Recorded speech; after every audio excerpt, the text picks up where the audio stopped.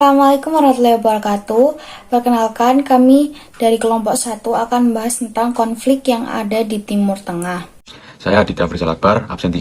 Perang Teluk 1. Perang Teluk 1 adalah bentuk konfrontasi militer dan politik yang melibatkan dua negara, yaitu Irak dan Iran. Perang ini berlangsung pada tahun 1980 hingga dengan 1988.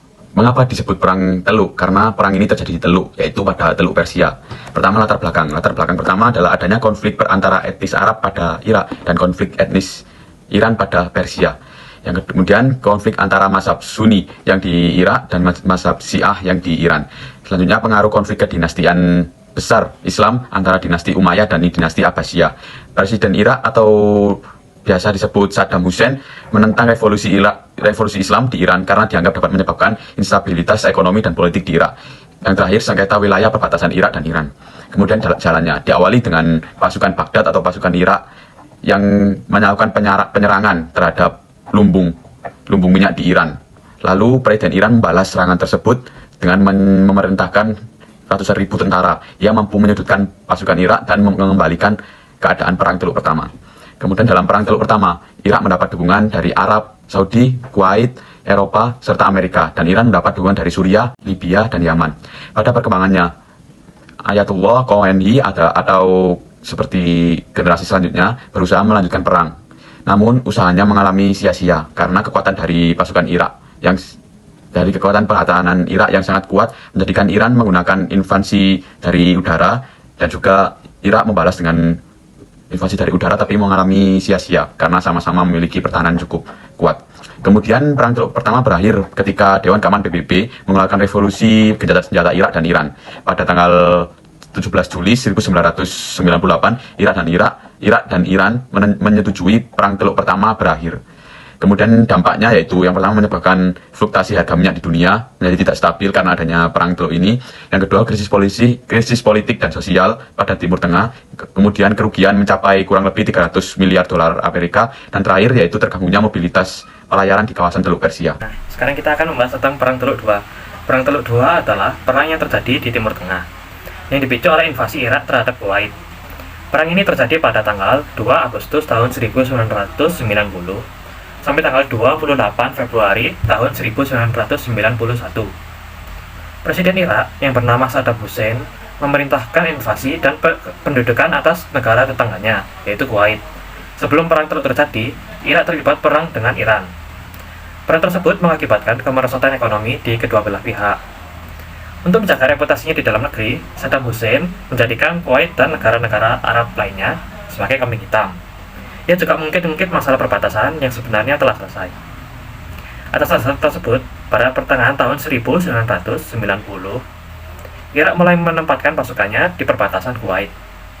Pada tanggal 2 Agustus 1990, Saddam Hussein memerintahkan invasi ke Kuwait. Tindakan tersebut tidak didukung oleh 2/3 dari 23 anggota Liga Arab. Kemudian kita akan membahas tentang invasi Irak ke Kuwait dan respon sekutu. Presiden Amerika Serikat George H.W. Bush bersama dengan Inggris dan Uni Soviet mengutuk invasi Irak atas Kuwait. Dewan Keamanan PBB pada tanggal 3 Agustus 1990 mendesak Irak untuk menarik pasukannya dari Kuwait.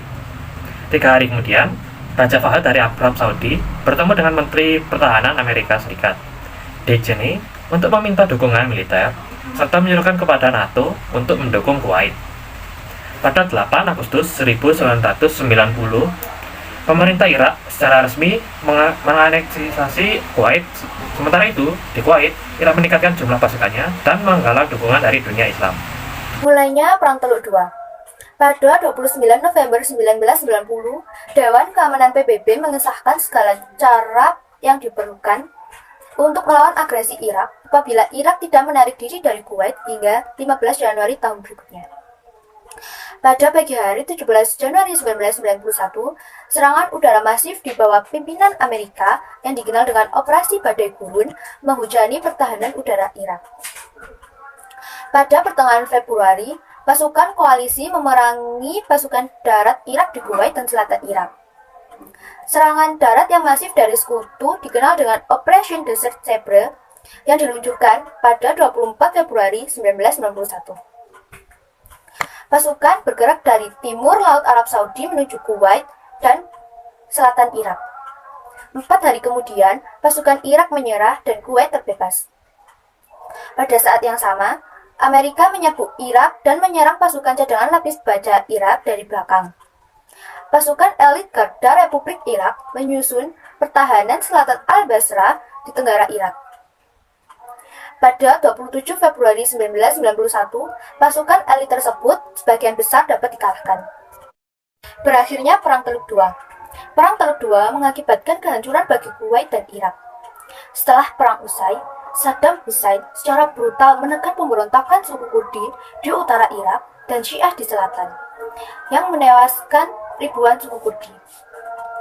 Di tahun-tahun berikutnya, pesawat Amerika dan Inggris melakukan patroli untuk mengawasi zona larangan terbang di atas Irak. Sementara otoritas Irak melakukan segala upaya untuk menggagalkan syarat perdamaian yang mengakibatkan terjadi konflik singkat pada 1998. Pada 2002, akhirnya Amerika yang dipimpin oleh George W. Bush mensponsori resolusi baru PBB. Ia meminta dikirimkannya kembali inspektur senjata ke Irak. Di tengah perbedaan antara negara-negara anggota Dewan Keamanan tentang seberapa baik Irak memenuhi inspeksi ini, Amerika dan Inggris mulai mengumpulkan pasukan di perbatasan Irak. Bush tanpa persetujuan PBB mengeluarkan ultimatum pada 17 Maret 2003 menuntut Saddam Hussein mundur dari kekuasaan dan meninggalkan Irak dalam waktu 48 jam. Saddam Hussein menolak dan Perang Teluk III pecah 3 hari kemudian. Dampak dari Perang Teluk III yaitu yang pertama, Irak dikucilkan di seluruh sektor kehidupan internasional. Yang kedua, upaya penggulingan pemerintahan Saddam Hussein oleh organisasi. Yang ketiga, tersendatnya ekonomi Kuwait karena kehancuran tambang minyak. Yang keempat, memanasnya iklim politik di kawasan Timur Tengah seperti Palestina dan Mesir. Selanjutnya saya akan menjelaskan tentang jalannya Perang Teluk III. Perang Teluk III terjadi selama 18 Maret 2003 sampai dengan 9 April 2003. Pada awalnya, Bush mengeluarkan ultimatum kepada Saddam Hussein dan putra-putranya untuk meninggalkan Irak dalam waktu 48 jam. Namun, Saddam Hussein dan anak-anaknya tidak menghiraukan ultimatum tersebut, sehingga pada 20 Maret 2003, perang dilancarkan oleh Amerika Serikat dan Inggris terhadap Irak. Peluru kendali mulai menghantam kota Baghdad. Pada 23 Maret 2003, Amerika Serikat menyerang kota Uamu Qasr, yaitu daerah perbatasan antara Irak dan Kuwait. Tidak sampai di situ, Irak juga melakukan perlawanan kepada Amerika Serikat, yaitu dengan melakukan serangan dengan menembakkan 6 rudal Scud ke Kuwait. Amerika Serikat mengincar tempat-tempat penting di Irak seperti Istana Utama Presiden Hussein, markas besar Partai Ba'ath, dan instalasi militer yang tersisa di kota Baghdad. Selama 24 jam penuh, pesawat AS telah melakukan 1.500 serangan. Pada tanggal 24 Maret 2003, Amerika Serikat masuk sejauh 60 mil dari kota Baghdad, dan itu sudah sangat jauh ya teman-teman. Tanggal 25 Maret, tanggal 2003, sekitar 1.000 pasukan mendarat di Irak bagian utara. Itu pasukannya Amerika Serikat. Pada tanggal 29 Maret 2003, pusat perbelanjaan modern di Kuwait terkena serangan rudal Irak karena Irak melakukan serangan balasan kepada Amerika Serikat. Nah, Kuwait ini adalah sekutunya gitu, kayak banyak pasukan Amerika Serikat dan Inggris yang markasnya ada di Kuwait. Maka dari itu, Irak melakukan serangan dan mengebom pusat perbelanjaan modern di Kuwait. Nah, kemudian pada tanggal 30 Maret 2003, Angkatan Darat dan Marinir Amerika Serikat menyerang Garda Republik sekitar 65 mil dari luar kota Baghdad. Pada 31 Maret hingga 1 April 2003, perang mulai pecah di Al-Hilla, Karbala, dan As-Samawa. Di Karbala, pasukan Amerika Serikat dihadang divisi Medina dan Hebuj Nezai. Nah, Irak itu meskipun sudah kepepet itu nggak menyerah gitu. Sampai terakhirnya Saddam Hussein sudah nggak ada di Irak karena dia melarikan diri ya. Pada tanggal 9 April 2003, perang berlangsung sengit dan berakhir dengan kejatuhan Baghdad pada tanggal 9 April tersebut. Nah, pada saat itu mulailah di Irak ini dilakukan reformasi pemerintahan oleh Amerika Serikat. Jadi dimulai ada pemilu lagi, kemudian ditata kembali dan diminimalisir adanya pemberontakan dalam negeri. Saya Tegar Pramudia, nomor absen 27. Berakhirnya Perang Teluk III. Pada 1 Mei 2003, perang dinyatakan selesai oleh Amerika Serikat dengan kemenangan berada di Amerika dan pasukan gabungannya. Dalam Perang Teluk Tiga, Irak mengalami kekalahan dan selanjutnya berada di bawah pengaruh Amerika Serikat. Saddam Hussein jatuh dan dibentuklah pemerintahan baru di Irak. Sebelum pemerintahan baru terbentuk, kondisi Irak sangat kacau mengingat terjadi kekosongan kekuasaan. Setelah perang selesai, kondisi keamanan, perekonomian, dan pemerintahan Irak belum juga stabil. Meski pemerintahan baru hasil pemilu 31 Januari 2005 telah terbentuk, tentara pendudukan Amerika Serikat pun belum juga angkat kaki dari bumi Irak. Dampak Perang Teluk Tiga.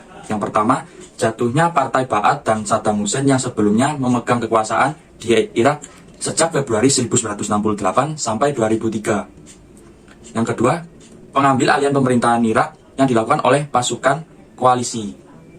Yang ketiga, pemilihan pemerintahan Irak yang baru. Dan yang terakhir, munculnya pemberontak-pemberontakan Irak dan kekerasan antar kelompok di Irak.